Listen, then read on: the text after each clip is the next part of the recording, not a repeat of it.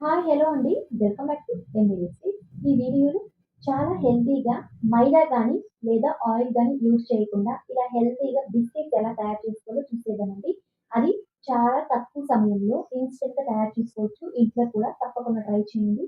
మనం కాఫీస్ లేదా టీస్ అయితే ఖచ్చితంగా బిస్కెట్స్ అనేవి ఎక్కువగా యూజ్ చేస్తూ ఉంటాము. అది అయితే ఖచ్చితంగా మైదా ఉంటుంది అందులో మనం బయట కొనేటప్పుడు.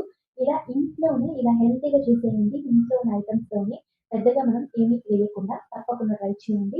అండ్ మన ఛానల్‌ని ఫస్ట్ టైమ్ చూస్తుంటే ప్లీజ్ ఛానల్‌ని సబ్స్క్రైబ్ చేసుకోండి అండ్ లైక్ చేయడం మాత్రం మర్చిపోకండి. ఇప్పుడైతే రెసిపీలోకి వెళ్ళిపోదాం. ఇప్పుడు ఒక బౌల్ తీసుకొని ఇందులో 2 కప్స్ అంతా గోధుమ పిండి యాడ్ చేస్తున్నాను. తర్వాత ఇందులో 1 కప్ షుగర్ పౌడర్ అండి. ఈ విధంగా యాడ్ చేసుకోవాలి. మిక్సీ పట్టుకున్న షుగర్ పౌడర్.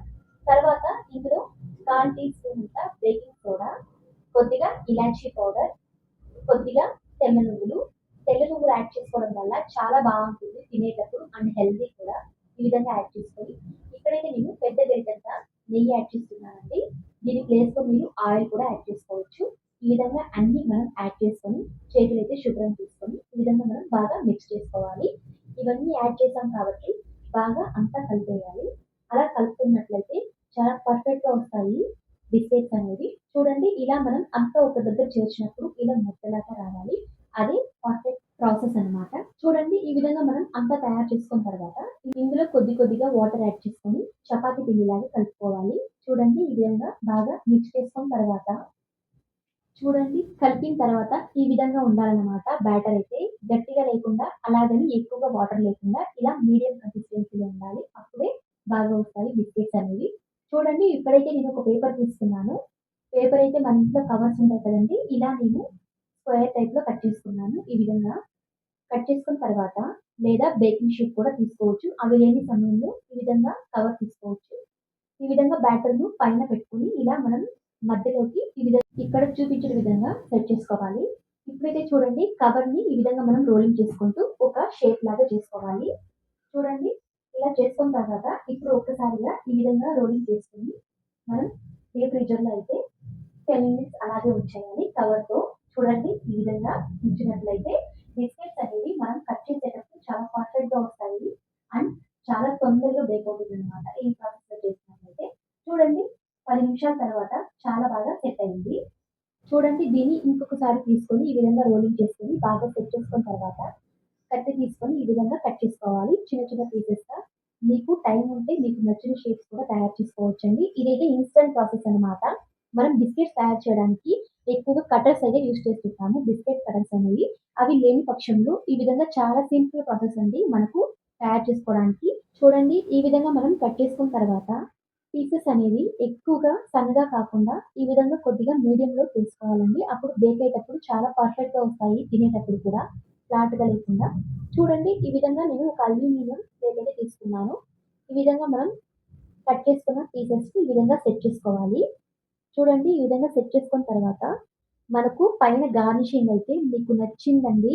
ఇక్కడైతే నేను బాదం యూజ్ చేస్తున్నాను. బాదం బిస్కెట్స్ అనేవి. ఇక్కడైతే నేను 4 రకాల బిస్కెట్స్ అనేవి తయారు చేస్తున్నాను. ఒకే బ్యాటర్‌తో. మనం పిల్లలైతే ఎక్కువగా స్వీట్స్ కూడా ఇష్టపడుతూ ఉంటారు. చాకో బిస్కెట్స్ అలాంటివి. అలాంటివి కూడా మనం ఒకే బ్యాటర్‌తో ఈ విధంగా తయారు చేసుకోవచ్చు. చూడండి ఇక్కడైతే నేను బాదం పప్పుల్ని యాడ్ చేసుకుంటున్నాను. దంచుకున్న బాదం పలుకుల్ని ఈ విధంగా పైనైతే గార్నిషింగ్ చేసుకోవాలి. చూడండి గార్నిషింగ్ అయితే ఫినిష్ చేసుకున్నాము. ఫస్ట్ ప్లేట్ అయితే తయారు చేసుకున్నామండి. ఇప్పుడు సెకండ్ ప్లేట్ అండి.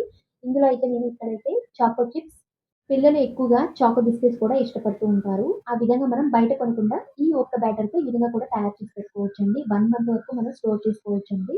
అంతే కాకుండా చూడండి ఇక్కడైతే నేను స్ట్రాబెర్రీ క్రషర్ యూజ్ చేస్తున్నాను. దీని ప్లేస్‌లో మీరు జామ్స్ కూడా యూజ్ చేసుకోవచ్చండి. మనం బ్రెడ్ జామ్ చేస్తూ ఉంటాం కదా!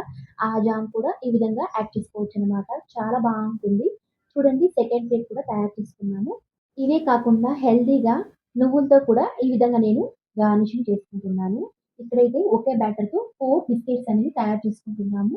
మనం బయటైతే చాలా రకాల బిస్కెట్స్ ఒకే టైమ్ తీసుకొస్తూ ఉంటాము. మన మనీ కూడా ఎందుకు వేస్ట్ చేయడం అండ్ హెల్తీ కూడా ముఖ్యం కాబట్టి, ఈ విధంగా ఒకే బ్యాటర్‌తో ఇన్ని రకాల బిస్కెట్స్ అనేవి తయారు చేసుకోవచ్చండి. ఈ విధంగా బిర్యానీ పాత్రను ముందుగానే ప్రీహీట్ చేసుకున్నాను. 5 మినిట్స్ ముందుగానే.